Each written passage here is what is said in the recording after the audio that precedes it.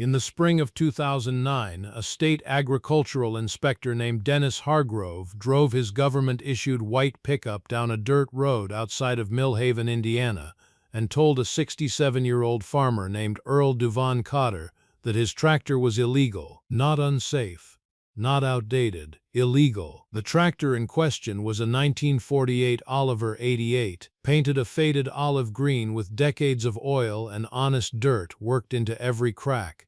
It had been on the Cotter farm since the year Truman was president. Earl's father had bought it new, the first real tractor the family had ever owned, the machine that turned a struggling 80-acre operation into something that could support a family through the lean years of the 1950s. Earl had been running that Oliver for more than 40 years. Now a man in a clean khaki shirt with a government badge was standing in his yard telling him it wasn't allowed. Dennis Hargrove had a clipboard. He had a regulations binder. He had a list of updated emissions standards that the Indiana Department of Agriculture had adopted in 2008 as part of a state-level environmental initiative. The Oliver 88 ran a naturally aspirated gasoline engine that predated every emissions standard ever written. By the new regulation, any tractor used in commercial agriculture above a certain acreage threshold was required to meet updated exhaust standards or be taken out of service. Earl Cotter farmed 220 acres. He was above the threshold. The Oliver, said Dennis Hargrove, could not be operated commercially, not until it was modified to meet the standard, and the cost of modification, according to the contractor Hargrove had helpfully included in his regulation packet, would run between $4,200 and $6,800. Earl looked at the inspector. He looked at the Oliver. Then he said something that Dennis Hargrove would remember for the rest of his career. "I'll need to see the full regulation text," Earl said. "Not the summary. The full text. Let me tell you about that moment, because it's the whole story in one sentence, and it only makes sense once you understand the man who said it." Earl Duvon Cotter was born in 1942 on the same 220 acres he still farmed in 2009. His father, Thomas Cotter, had scratched that land out of sand and stubbornness during the Depression, buying a parcel that a banker in Indianapolis had written off as marginal ground not worth the tax bill. Thomas Cotter had proved the banker wrong through 30 years of work, so quiet and so steady that nobody outside of Franklin County ever knew his name. Thomas was not an educated man in the formal sense. He'd finished 8th grade, which in the 1930s was 2 years more than most farm boys managed. But Thomas Cotter had a habit that distinguished him from almost every other farmer in the county. He read everything he signed. Earl remembered sitting at the kitchen table as a boy, watching his father go through contracts with the patience of a man who understood that words on paper outlasted memory and goodwill. The co-op agreements, the grain elevator contracts, the seed company terms. Thomas would read every page, slowly, with a dictionary on the table beside him for the words he didn't recognize. "Other men trust the fellow across the desk," Thomas told Earl once. "I trust the paper. The fellow might forget. The paper never does." Earl had grown up with that philosophy the way other farm kids grew up with planting schedules and rotation patterns. It was simply how you operated. You read what you signed. You kept what you signed. And when someone told you what something said, you went and read it yourself. So when Dennis Hargrove stood in Earl Cotter's yard with his clipboard and his regulations binder and told Earl his tractor was illegal, Earl did what his father had taught him. He asked to see the full text. "Let me tell you about the Oliver 88 because you need to understand what was at stake."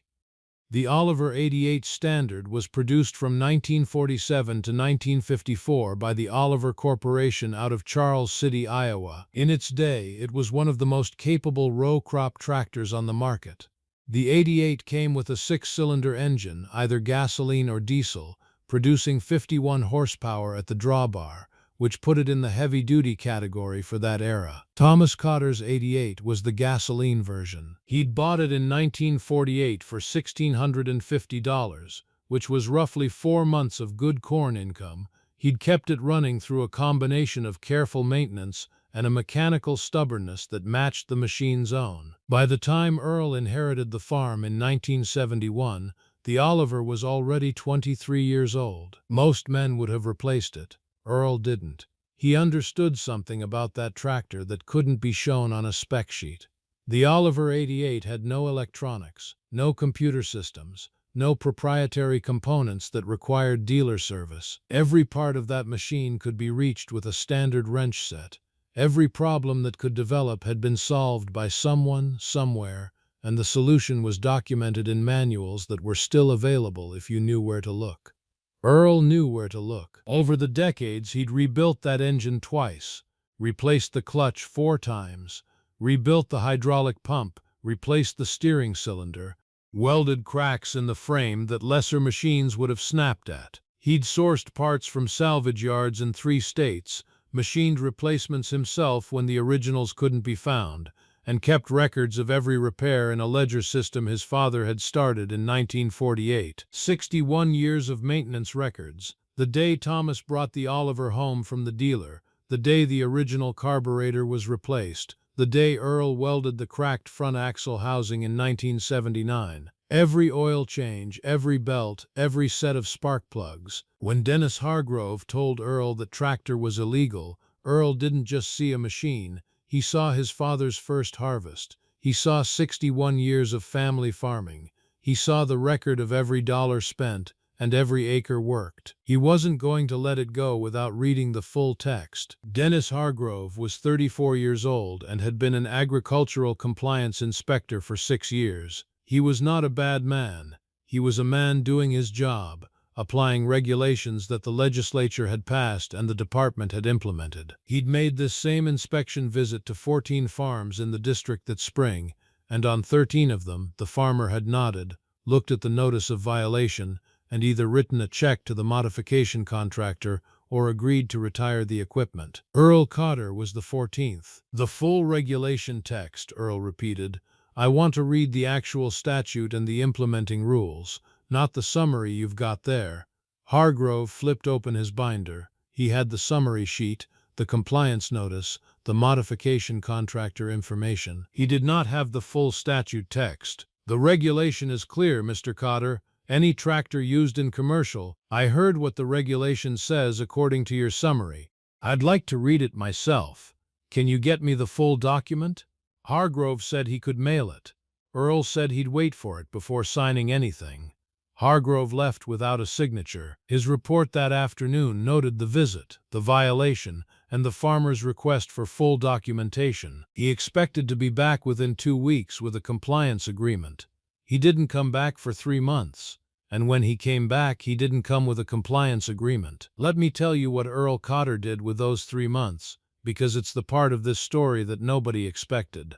Earl had not been to college. He'd finished high school in Millhaven in 1960, worked the farm with his father through the 1960s, and taken over full operation when Thomas retired in 1971. His education was the kind that comes from 40 years of farming, from reading everything he could get his hands on, from his father's habit of treating knowledge as a tool you sharpened constantly. When the regulation documents arrived, all 47 pages of them, Earl sat at his kitchen table, cleared off the seed catalogs and the parts invoices, and read every word. It took him 2 evenings. On the second evening he found it. The exemption clause was on page 31 of the implementing rules. Section 7, subsection C, paragraph 4.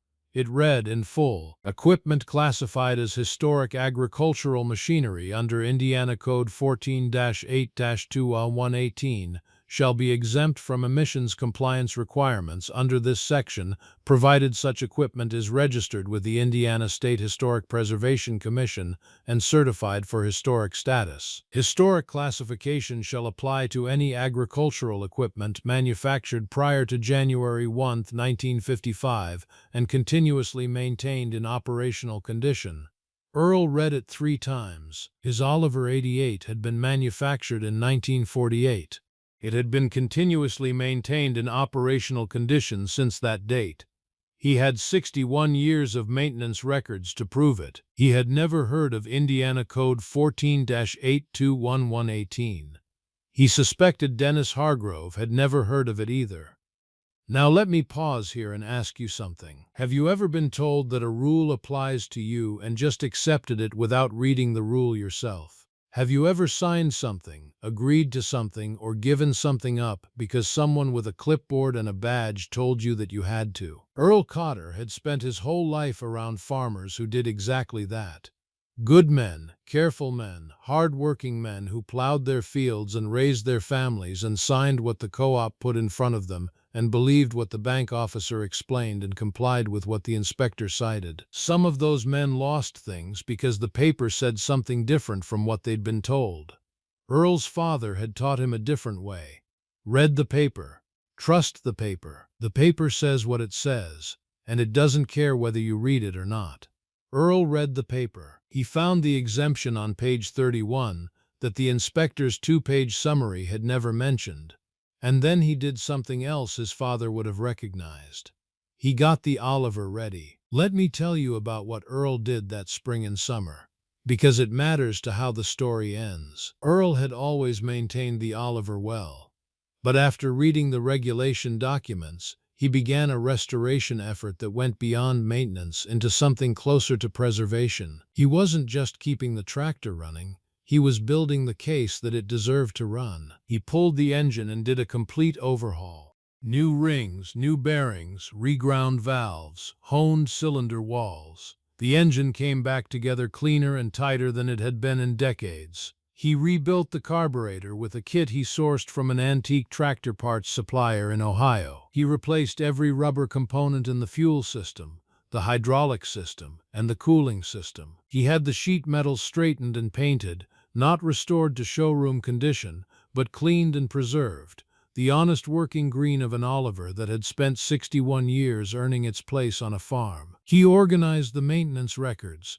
all 61 years of them, into a formal binder. He photographed the serial numbers, the engine stampings, the original identification plates. He contacted the Oliver Heritage Foundation and obtained documentation of the 88's production history, confirming his machine's 1948 manufacture date. He typed up a letter to the Indiana State Historic Preservation Commission, applying for historic classification under Indiana Code 14-8-21118. He included every document. The original dealer receipt from 1948, still in his father's files. The maintenance records, the Oliver Heritage Foundation documentation, the photographs, a two-page narrative of the tractor's history on the Cotter farm from 1948 to the present day. Then he called Dennis Hargrove.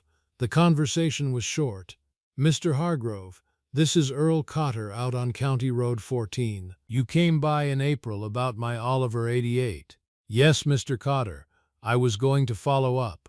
I've read the full regulation text. Section 7, subsection C, paragraph 4 contains an exemption for historic agricultural machinery under Indiana Code 14-8-201 under 18. My tractor was manufactured in 1948 and has been continuously maintained in operational condition.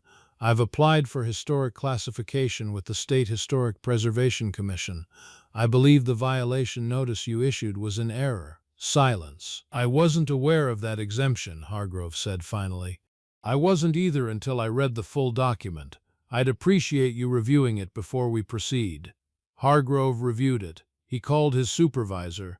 His supervisor reviewed it. 3 weeks later, Earl received a letter from the Indiana Department of Agriculture withdrawing the violation notice. The tractor was not illegal. It never had been. Let me tell you about what happened next, because the story doesn't end with a withdrawn violation notice. The Historic Preservation Commission reviewed Earl's application and approved historic classification for the Oliver 88 in October 2009. The formal certificate arrived in November, just before the first hard frost, and Earl tacked it inside the barn door where he could see it every time he walked in. But something else was happening, something Earl hadn't expected. Word travels in farm country. It travels at the co-op and at the grain elevator and at the diner on the county highway where farmers eat breakfast before heading to the fields. By September, 3 other farmers in Franklin County had been visited by compliance inspectors about pre-1955 equipment. 2 of them had already agreed to retire the equipment. One had paid $5,100 for modifications. When they heard what Earl had found on page 31, those conversations got complicated. Earl didn't make himself a crusader about it. He wasn't the type. But when his neighbor Harold Fenwick stopped by to ask what had happened with the Oliver, Earl showed him the regulation document. He showed him Section 7, Subsection C, Paragraph 4. Harold Fenwick had a 1951 Farmall M that he'd been planning to park permanently. 2 weeks later, Harold had his historic classification. The farmer who'd paid $5,100 for modifications wrote a letter to the Department of Agriculture requesting a refund. He didn't get the full amount back, but he got $3,800 because the modification had been technically unnecessary given the exemption his inspector had also not mentioned.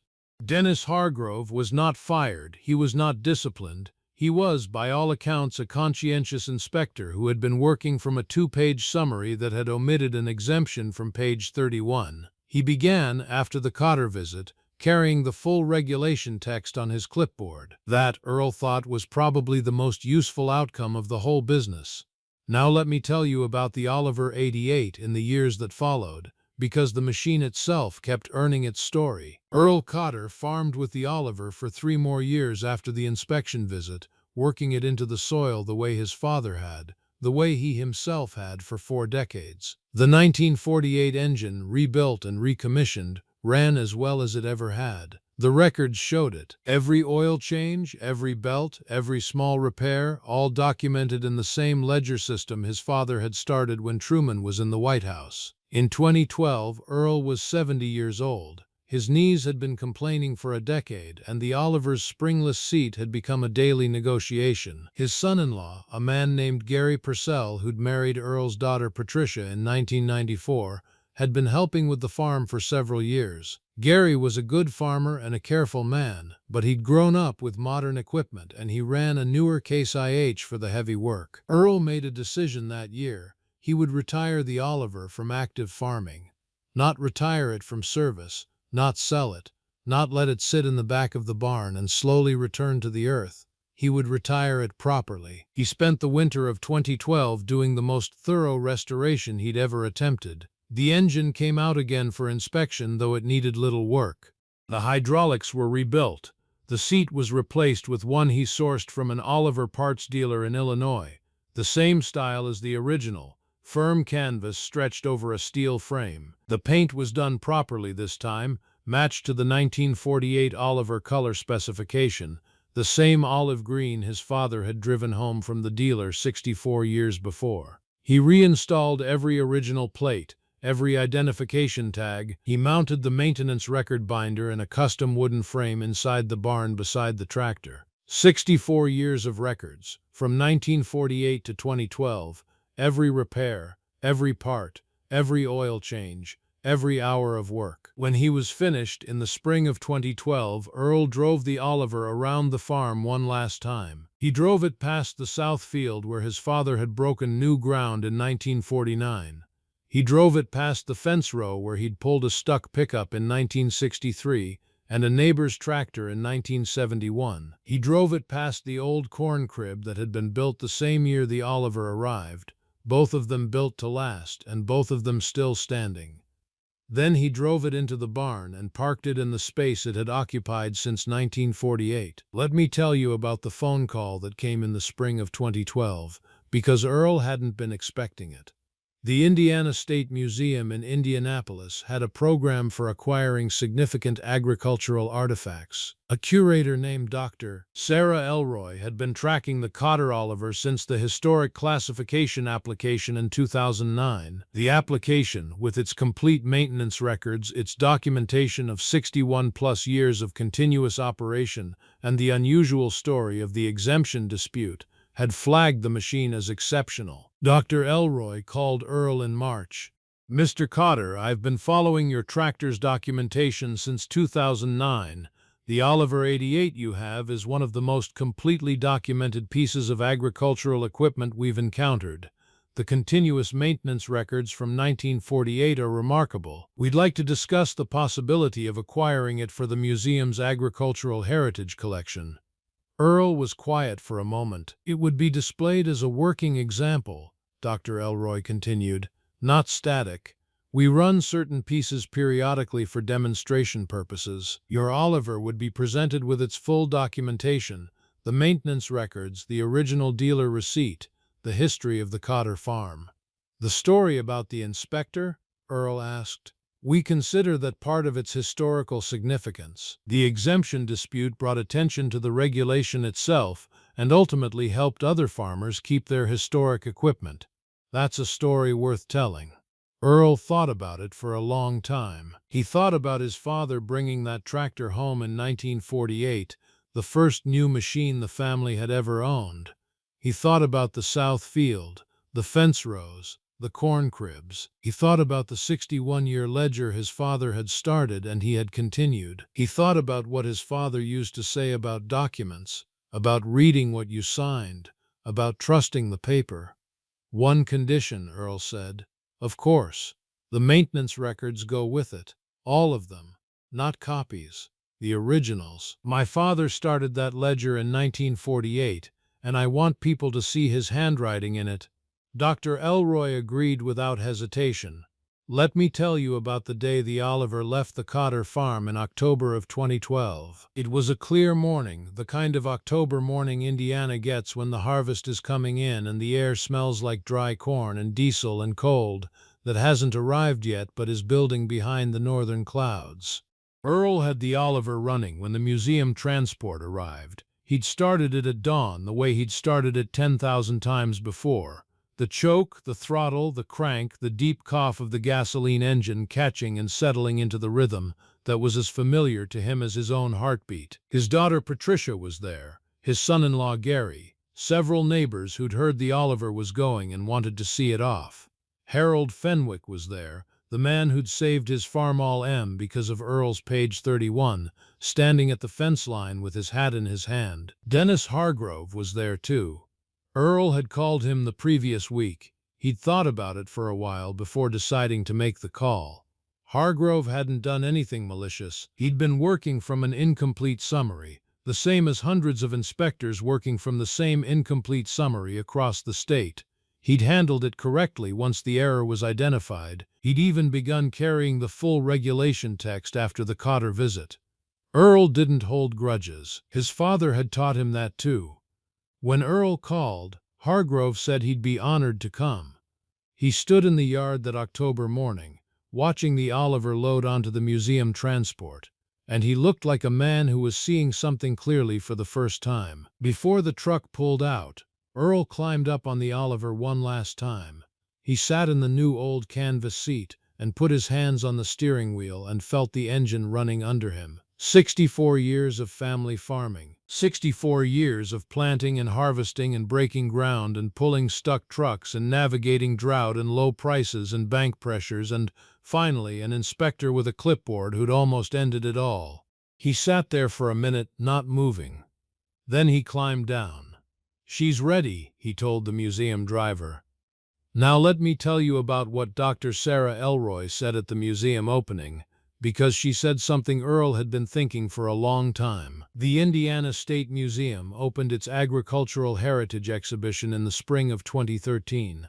The Cotter Oliver 88 had a dedicated display case, the kind usually reserved for furniture and documents, not tractors. The maintenance ledger was open to the first page, Thomas Cotter's entry from 1948, the handwriting careful and slanted the way men who'd been educated in the 1930s wrote. The exhibit included the original dealer receipt from 1948, the historic classification certificate from 2009, a photograph of Earl's father on the Oliver in 1952, a photograph of Earl on the Oliver in 2009, taken by Patricia the day after the violation notice was withdrawn. The full regulation document, open to page 31, with Section 7, Subsection C, Paragraph 4 highlighted.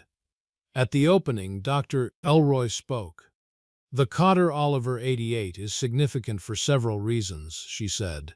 "It represents a generation of American agricultural equipment built to a standard of durability that we rarely achieve today. It represents a family's connection to their land across 3 generations. But I think the most important thing this tractor represents is something less tangible. Earl Cotter's father taught him to read what he signed and trust the paper over the summary. That habit, passed from a father to a son across 30 years, is what saved this tractor. Not the exemption on page 31, the habit of reading to find it. Most of us don't read to page 31. Most of us trust the summary. Most of us believe what the clipboard says. Earl Cotter read to page 31. And because he did, this tractor is here. The maintenance records are here. The story is here. 3 generations of farming and 1 habit of careful reading, and the machine that survived both. Earl was in the audience. He didn't say anything. He wasn't a man for speeches. But Patricia, sitting beside him, said she saw him nod. Let me tell you about Dennis Hargrove, because his part of the story continued. After the Cotter visit, Hargrove had begun carrying the full regulation text. But he'd done something else that took more effort. He'd gone back through his records of the 14 compliance inspections he'd conducted that spring. He'd identified 7 farms where the equipment might have qualified for historic classification under the same exemption he'd missed. Over the following months, he'd personally revisited each one, not with a violation notice, with the full regulation text and an apology. Of those 7, 4 had equipment that qualified. 2 had already retired the equipment based on his original notice, selling the machines at auction. 1 had paid for modifications. 1, like Earl, had kept the equipment parked while waiting for resolution. The 2 who had sold their equipment, Hargrove couldn't undo what was done. But he documented the cases and filed a formal report with his supervisor recommending that the department issue a clarification circular to all inspectors highlighting the historic equipment exemption. The circular was issued in November 2009. Hargrove's supervisor told him it was a commendable piece of follow-through. Hargrove told his supervisor it was the least he could do. At the museum opening in 2013, Hargrove stood in front of the Oliver 88 for a long time. He read the exhibit panel. He looked at the maintenance records. He stood in front of the photograph of Thomas Cotter on the Oliver in 1952, a man long dead who'd taught his son to read carefully and had kept the records that proved the reading was worth it. Earl found him there after the ceremony. "You came back with the full document," Earl said. "You could have just sent another notice." "You were right to ask for it," Hargrove said. "My father taught me." Hargrove looked at the photograph of Thomas Cotter. "He taught you well. Let me tell you about the Oliver 88 today, because the machine kept its story going after the museum acquired it. The Indiana State Museum runs the Cotter Oliver twice a year, once in spring and once at the fall harvest demonstration. Dr. Elroy was right that the machine is exceptional. After 60-plus years of careful maintenance and Earl's 2012 restoration, it runs as well as it did when Thomas Cotter drove it home from the dealer in 1948. The maintenance records are in a climate-controlled case beside the tractor. Museum visitors who know what they're looking at recognize that the records are unusual. Most agricultural equipment from that era has no documentation at all. The Cotter Oliver has 64 years of continuous records in 2 hands. Thomas's careful slant from 1948 to 1971, and Earl's more upright print from 1971 to 2012. School children who visit the museum on field trips are often more interested in the records than the tractor. Their teachers explain that the records are what saved the machine. The rule that would have taken it out of service was defeated by a document, and the document only worked because a man had kept it for 64 years. Harold Fenwick's 1951 Farmall M is still on the Fenwick farm outside Millhaven. Harold turned 75 last year and is thinking about the same conversation with the museum that Earl had in 2012. He keeps saying he'll wait another year. Gary Purcell farms the Cotter land today. He runs modern equipment, efficient and capable, the kind of machines that plant and harvest with GPS guidance and precision application. He is a good farmer. Patricia is proud of him, but every spring before the planting season, Gary walks out to the barn and stands where the Oliver used to sit. There's an outline on the concrete floor, darker than the rest, where the Oliver stood for 64 years. The oil that's soaked in, the weight that pressed down, the mark a machine leaves when it works in one place for a lifetime. Gary stands there for a minute, the way Earl used to stand in front of the barn before a long day, collecting himself, thinking about what the season needs. Then he gets to work. Let me tell you one last thing. Because it happened at Earl Cotter's kitchen table in the winter of 2013, after the museum opening, and it closes the circle that started in 1948 when Thomas Cotter taught his son to read everything he signed. Patricia and Gary had come for Sunday dinner. Their daughter Megan, who was 14 years old that winter, had been to the museum with her school class and had stood in front of the exhibit her grandfather had helped create. She'd read the full exhibit panel, she'd looked at the maintenance records, and recognized her great-grandfather's handwriting from the birthday cards he'd sent before he died. At dinner, Megan asked Earl a question. "Grandpa, why didn't the inspector know about the exemption? It was right there in the rules." Earl looked at his granddaughter for a moment. "Because he was working from a 2-page summary," Earl said. "Someone had read the full rules and written a shorter version. The shorter version left something out." "But why didn't he read the full version?" "Because most people don't. Most people trust the summary. Most people believe what the person across the table tells them the paper says." Megan thought about it. "But you read it." "My father taught me to. He learned the hard way why it mattered." "What happened to him?" Earl told her. "Not the museum version, not the exhibit panel version, the full version. Thomas Cotter arriving in America with nothing, buying 80 acres that no one wanted, building a farm out of sandy soil and stubbornness, buying the Oliver in 1948, the first new machine he'd ever owned, and starting a maintenance ledger on the first day because that was how you kept track, how you proved what you'd done, how you showed the paper what the truth was." Earl told Megan about sitting at this same kitchen table watching Thomas read contracts with a dictionary beside him, about the co-op agreements and the grain elevator terms and the seed company fine print. He told her what Thomas had said. "Other men trust the fellow across the desk. I trust the paper. The fellow might forget. The paper never does." Megan was quiet for a moment. Then she looked at her grandfather and said something that Earl thought about for the rest of his life. "So it wasn't really the tractor that the museum wanted," she said. "It was the records. And it wasn't really the records. It was the habit." Earl looked at his 14-year-old granddaughter. He smiled the way Thomas Cotter used to smile when something came off the farm exactly right. "That's it," he said. "That's exactly it. Let me tell you what this story is really about. It isn't about a tractor, though the tractor is remarkable. It isn't about an exemption on page 31, though finding it saved a machine that deserved to be saved. It isn't about a farmer who outsmarted a government inspector, because Earl Cotter wasn't trying to outsmart anyone. He was doing what his father had taught him. He was reading to find out what was actually true. This story is about a habit passed from a father to a son in a kitchen in rural Indiana. A habit as simple and as difficult as reading carefully before you sign, before you comply, before you give something up because someone with a clipboard tells you that you have to. Thomas Cotter learned that habit by reading seed company contracts and co-op agreements. He taught it to Earl by example. Earl used it to save a machine that had worked his family's land for 61 years. And the machine, the maintenance records, the whole story, ended up in a museum because of a habit that had been passed down like good seed, generation to generation, planted in the same ground and growing the same way every year. The Oliver 88 is in Indianapolis now. The engine that Thomas Cotter started in the fall of 1948 runs twice a year for museum visitors, the same deep note that carried across Indiana fields for 6 decades. The maintenance ledger is beside it, Thomas's handwriting on the first page, Earl's handwriting on the last. 64 years of careful attention, preserved in ink, proving what the paper knew all along. Other men trusted the summary.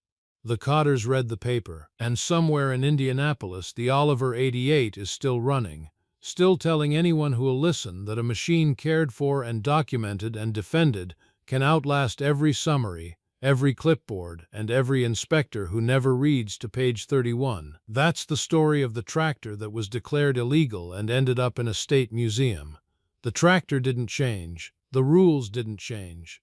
One farmer read all 47 pages, and that made all the difference.